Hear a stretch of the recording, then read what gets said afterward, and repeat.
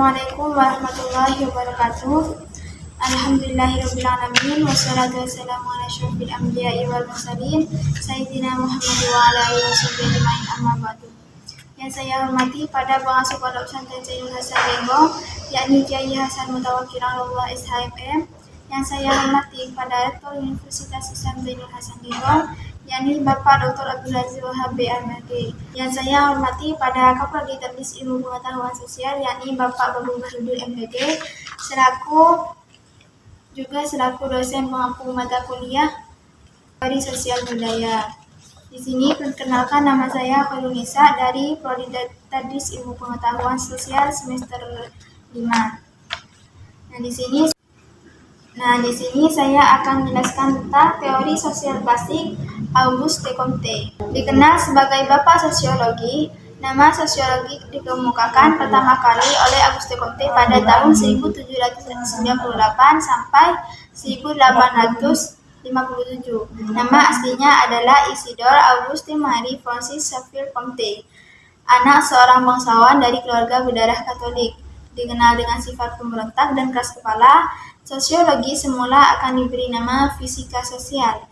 Namun, diurungkan karena istilah tersebut dipakai oleh Saint-Simon. Jika sosiologi diarahkan pada kehidupan masyarakat, maka sorotannya diarahkan pada struktur statistika sosial dan proses dinamika sosialnya. Selanjutnya yaitu konteks sosial atau lahirnya teori. Teori sosial klasik dimaknai sebagai konsep yang mengawali munculnya di berbagai studi masyarakat. Konsep dasar sosiologi dikenal sejak abad ke-14. Comte sangat menekankan penggunaan paradigma positivisme dalam mengkaji masyarakat. Menurutnya, untuk mempelajari masyarakat, setiap orang hendaknya menggunakan metode pengamatan yang dipakai pada ilmu dan alat untuk mempelajari gejala-gejala sosial.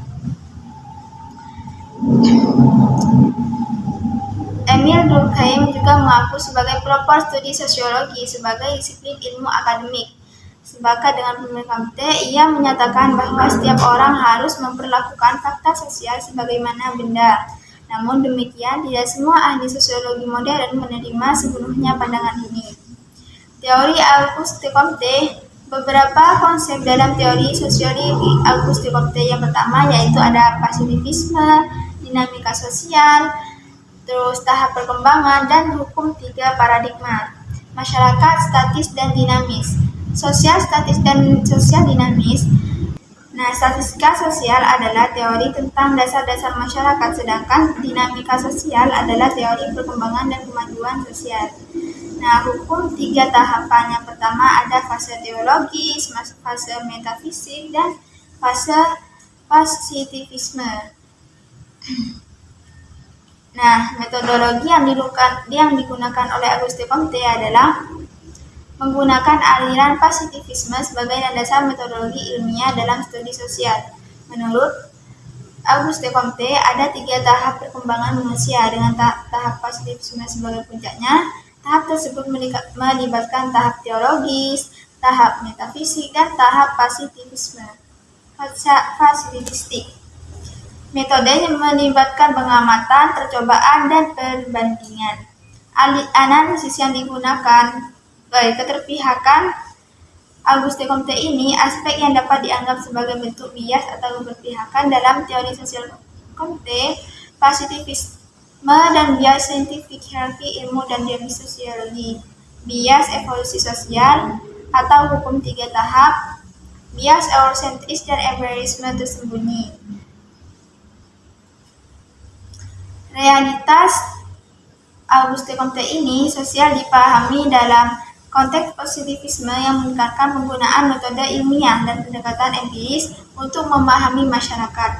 Berikut adalah beberapa jenis realitas yang muncul dalam teori klasik Auguste Comte.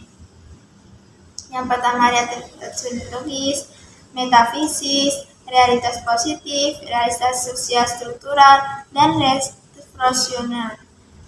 Jenis analisis yang digunakan yaitu untuk memahami masyarakat bersifat makro dan holistik.